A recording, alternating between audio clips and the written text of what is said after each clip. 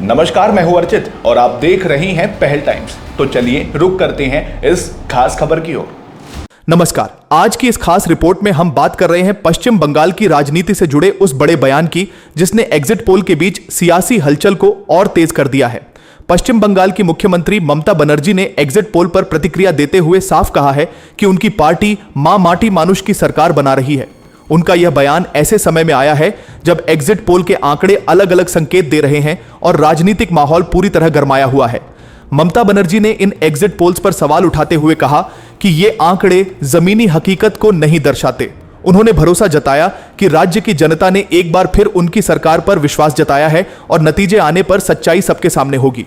उन्होंने यह भी संकेत दिया कि उनकी सरकार द्वारा किए गए विकास कार्य और जनकल्याण योजनाएं ही इस बार जीत की सबसे बड़ी वजह बनेंगी।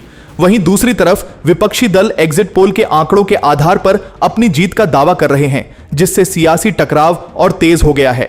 ऐसे में बंगाल की राजनीति अब दो अलग अलग दावों के बीच फंसी हुई नजर आ रही है।